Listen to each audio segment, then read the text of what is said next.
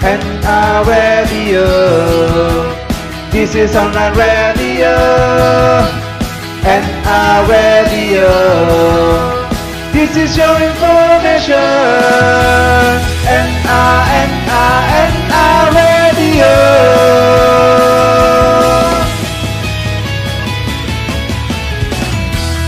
NR Radio, the spirit of education. Assalamualaikum warahmatullahi wabarakatuh. Alhamdulillah, kita bersyukur kepada Allah Subhanahu wa taala.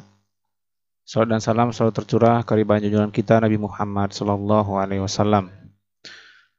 Bapak Ibu yang kami hormati, sebelumnya kami ucapkan terima kasih kepada kita semua yang telah mendukung terlaksananya program sekolah yang selama ini kurang lebih 2 minggu sudah dilakukan dari rumah, kita belajar dari rumah, guru-gurunya juga mengajar dari rumah, dan alhamdulillah para orang tua kami mayoritas sudah mendampingi anak-anaknya untuk tetap bisa belajar di rumahnya masing-masing. Seperti yang kita ketahui bersama Bapak Ibu sekalian, sudah dilayangkan juga surat dari Kemendikbud, kemudian diteruskan ke pemerintahan provinsi, ke pemerintahan kota, sampai ke sekolah, bahwa kegiatan sekolah belajar dari rumah ini diperpanjang hingga 29 Mei 2020. Jadi kalau kita pikir-pikir, ini bukanlah waktu yang sebentar gitu ya Bapak Ibu sekalian. Dan kita tidak tahu sampai kapan wabah virus COVID-19 ini mempengaruhi kegiatan pendidikan kita. Kita juga nggak tahu sampai kapan wabah ini akan mereda. Jadi begitupun kita tetap mencari inisiatif-inisiatif baru, bagaimana anak-anak kita tetap semangat dalam belajarnya.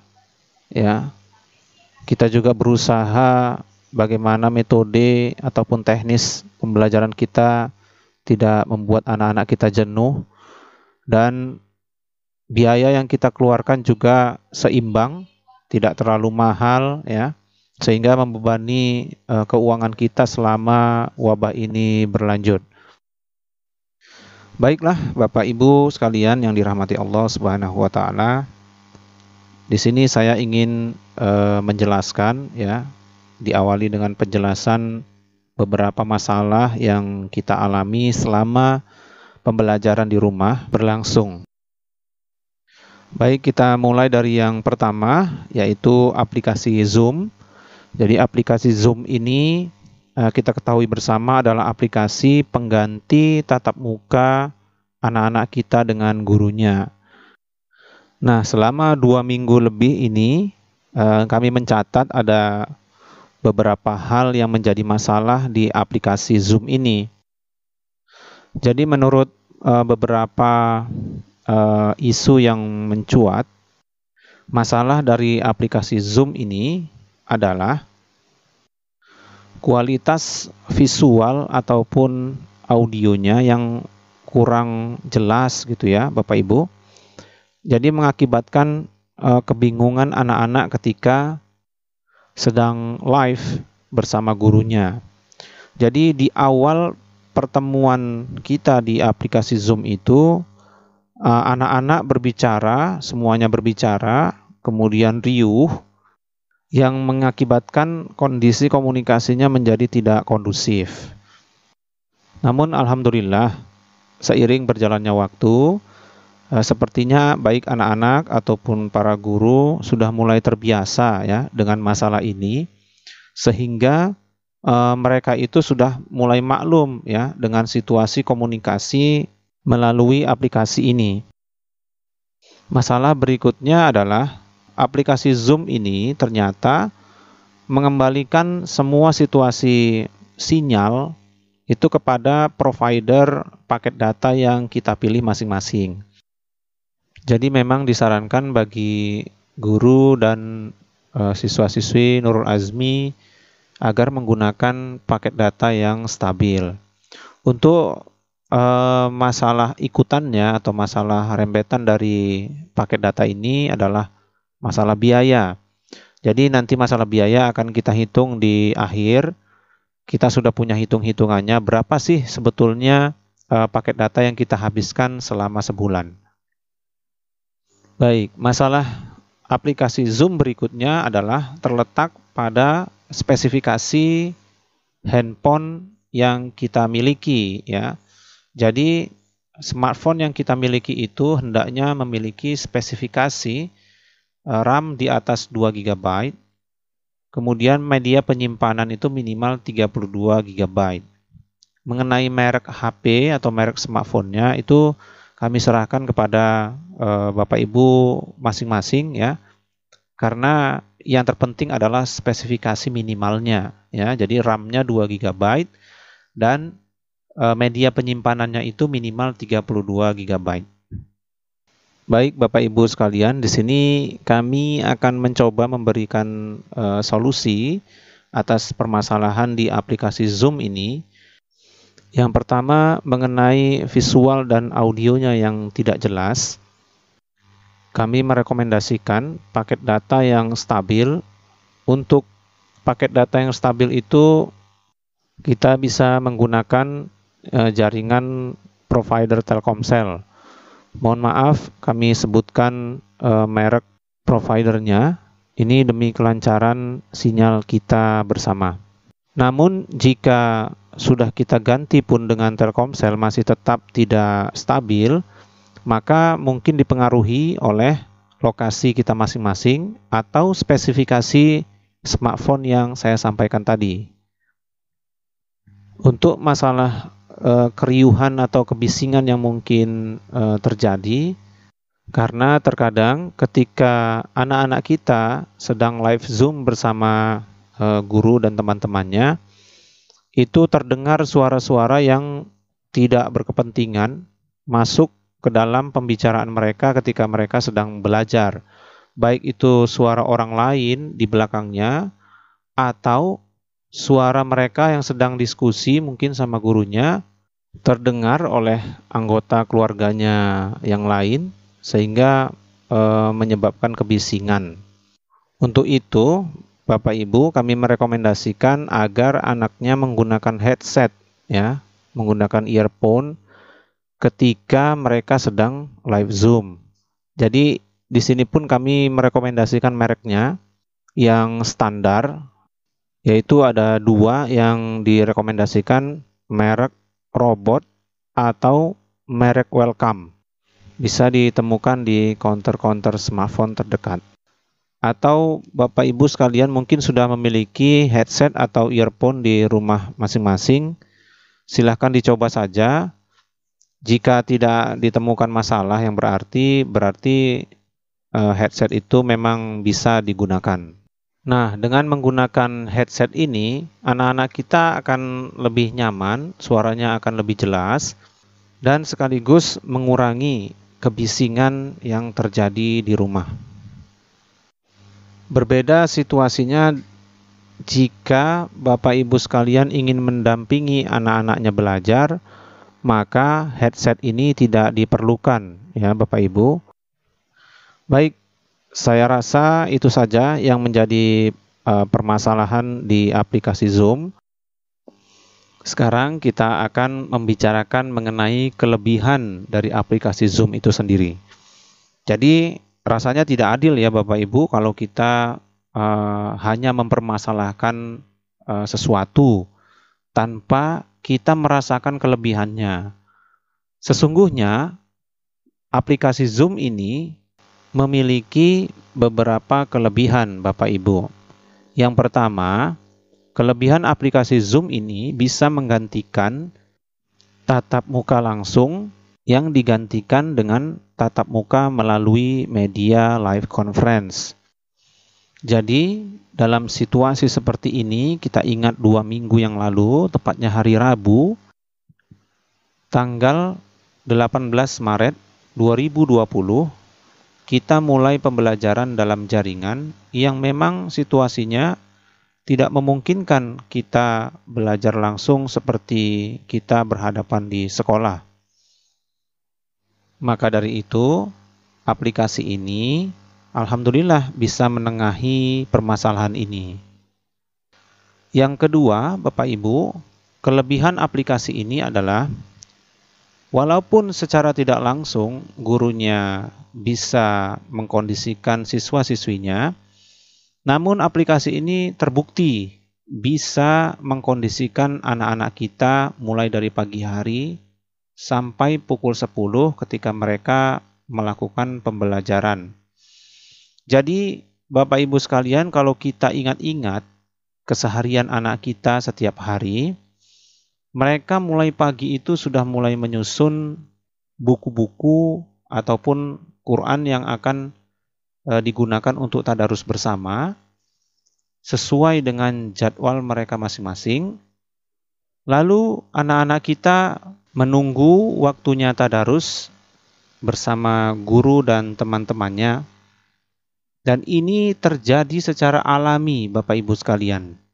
Jadi anak-anak itu sudah terbiasa setiap hari menunggu jam tadarus bersama, kemudian nanti dilanjutkan pukul 10, mereka juga akan menunggu waktu untuk belajar bersama.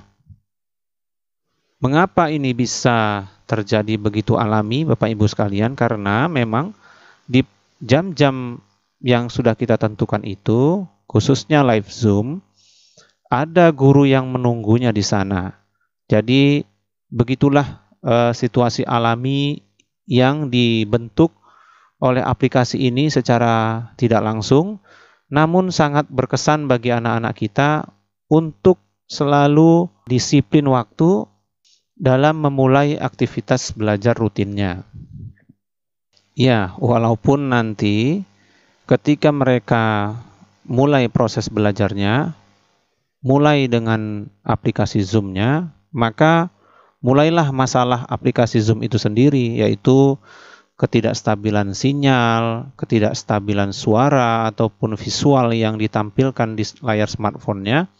Namun mereka tetap secara alami berusaha untuk mendengar apa yang disampaikan oleh gurunya, berusaha untuk bertanya, untuk merespon apapun yang mereka rasakan, dan inilah pembelajaran dalam jaringan yang bisa kita jadikan alternatif, sekaligus Bapak Ibu sebagai orang tua bisa memberikan motivasi langsung kepada anak-anaknya untuk tetap berpikir positif, untuk tetap bersabar, untuk tetap semangat, dan mudah-mudahan dengan ini anak-anak kita secara alami juga terdidik menjadi generasi yang tidak mudah mengeluh, tidak mudah putus asa, dan mereka gigih dan komitmen dalam mencapai cita-citanya, insya Allah.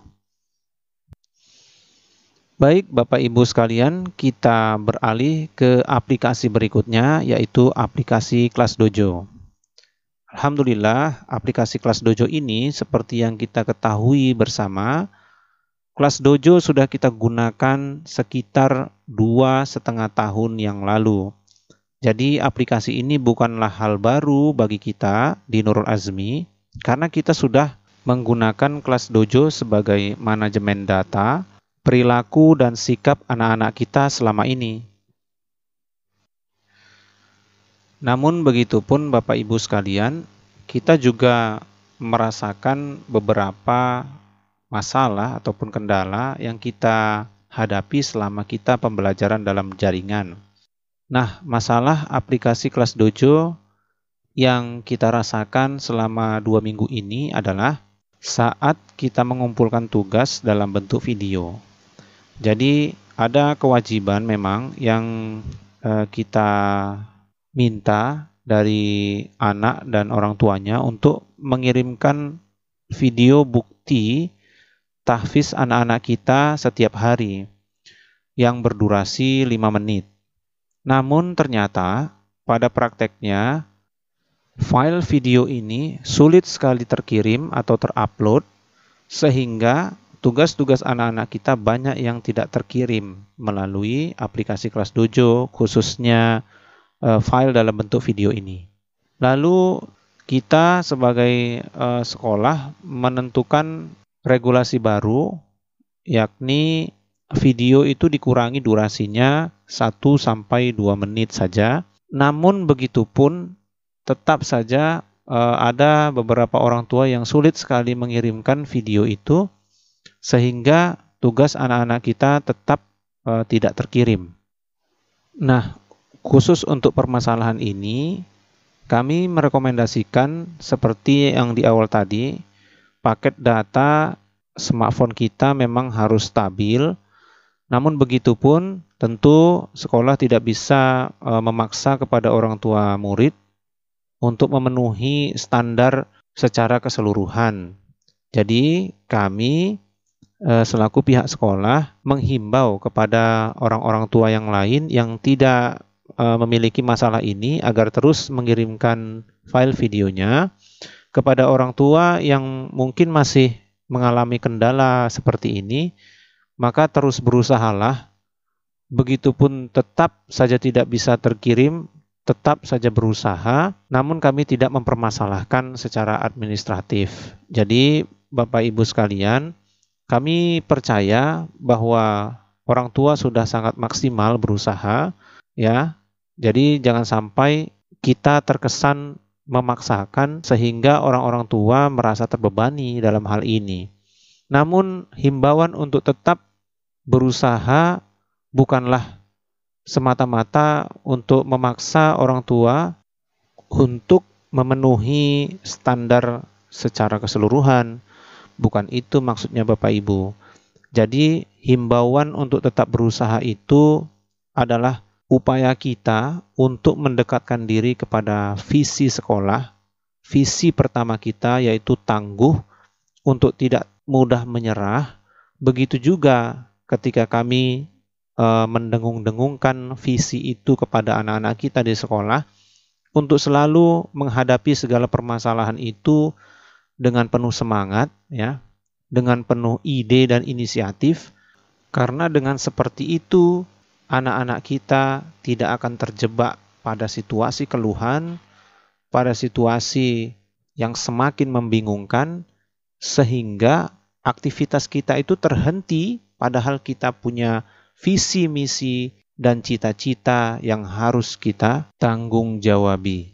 Namun begitupun Bapak Ibu sekalian, berulang-ulang kami sampaikan, kami tidak bisa memaksa Bapak Ibu sekalian untuk memenuhi standar secara keseluruhan. Jadi kita berusaha saja mendekati standar yang sudah kita tentukan, sehingga komitmen kita selama ini insya Allah akan menunjukkan hasil nanti pada akhirnya. Dan insya Allah hasil itu adalah hasil yang terbaik karena kita sudah berusaha dengan sekuat tenaga.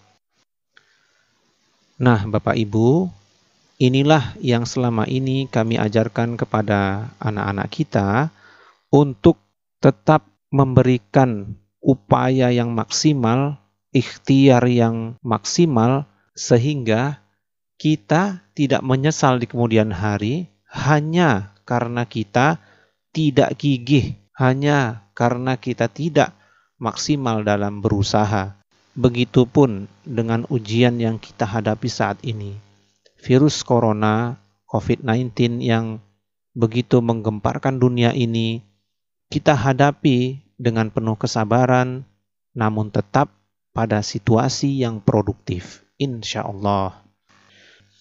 Jadi Bapak Ibu sekalian, sesuai dengan yang saya sampaikan di awal tadi, kedua aplikasi ini tentu menggunakan kuota atau paket internet yang memerlukan biaya tambahan. Jadi sebetulnya berapa biaya tambahan yang harus kita keluarkan untuk memenuhi aplikasi ini sehingga bisa berjalan dengan lancar. Jadi kedua aplikasi ini setelah diukur selama selama 2 minggu, aplikasi ini menghabiskan kuota sebesar 2,5 GB. Jadi untuk dua aplikasi ini dalam 1 bulan akan menghabiskan kuota sebanyak 5-6 GB.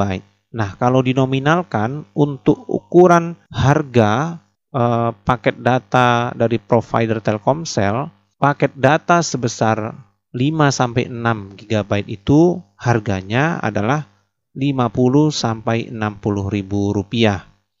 Jadi Bapak Ibu sekalian, penggunaan paket data kita 1 bulan itu maksimalnya hanya 60 ribu rupiah untuk 5 GB dipergunakan untuk dua aplikasi, yaitu aplikasi Zoom dan aplikasi Kelas Dojo. Jadi Bapak Ibu sekalian, jika ada orang tua yang merasa penggunaan kuotanya membengkak, itu bisa diakibatkan oleh aplikasi yang lain seperti YouTube, Instagram, ataupun Facebook, yang ketika anak-anak kita selama ini di sekolah menyentuh HP orang tuanya itu mungkin ada waktu-waktunya. Namun saat mereka ada di rumah saat ini, mungkin saja ya penggunaan smartphone itu tidak dibatasi penggunaannya. Jadi kami sarankan kepada orang tua kami untuk membatasi penggunaan smartphone untuk hanya digunakan pada jam-jam tertentu sesuai jadwal saat mereka belajar dalam jaringan saja. Dalam hal ini, tentu pengawasan dari orang tua sangat diharapkan sehingga anak-anak kita tidak menggunakan kuota yang tidak semestinya. Baiklah Bapak Ibu sekalian, terima kasih sudah mendengarkan saya sampai sejauh ini. Mudah-mudahan apa yang saya sampaikan ini menjadi penjelasan lengkap yang selama ini mungkin tidak tersampaikan ya, karena kita sudah buru-buru harus dirumahkan oleh pemerintah sehingga sekolah tidak punya cukup waktu untuk mensosialisasikan pembelajaran daring atau dalam jaringan ini secara komprehensif menyeluruh. Jadi setiap permasalahan boleh disampaikan kepada wali kelas masing-masing atau boleh juga disampaikan kepada kepala sekolah langsung sehingga Bapak Ibu sekalian bisa mendapatkan penjelasan yang terus-menerus, karena saya yakin selama kita menggunakan sistem pembelajaran seperti ini, masalahnya juga akan terus-menerus ada. Jadi untuk itu Bapak Ibu sekalian, kita tidak perlu terlalu mempermasalahkan masalah. Jadi cepat-cepat saja kita cari solusinya, kita cari penjelasan lengkapnya, sehingga kita tidak bingung sendiri, sehingga aktivitas kita terhenti. Sayang sekali cita-cita anak kita dalam perjalanannya menuju visi juga akan terhenti. Baiklah Bapak Ibu sekalian, alhamdulillah itu saja yang bisa saya sampaikan. Mudah-mudahan bisa menjadi bahan untuk selalu berpikir positif dalam menghadapi ujian yang sama-sama kita hadapi ini. Bahkan seluruh dunia pun menghadapi ujian yang sama. Namun sikap produktivitas kita inilah yang menentukan bagaimana masa depan anak-anak kita di kemudian hari. Kita sebagai orang tua dan guru harus tetap bisa bekerja sama, harus tetap bisa berpikir positif. Dengan kejadian ini mudah-mudahan setiap hikmah dan detail-detailnya akan kita dapatkan menjadi berkah wawasan bagi kita semua, menjadi berkah kedewasaan bagi kita semua untuk tetap bisa bertahan pada situasi apapun. Dan itulah juga yang kita harapkan kepada anak-anak kita, mudah-mudahan mereka bisa bertahan pada situasi apapun di masa depannya nanti, insya Allah. Billahi taufiq wal hidayah. Assalamualaikum warahmatullahi wabarakatuh. NA Radio, this is online radio. NA Radio, this is your information. NA Radio.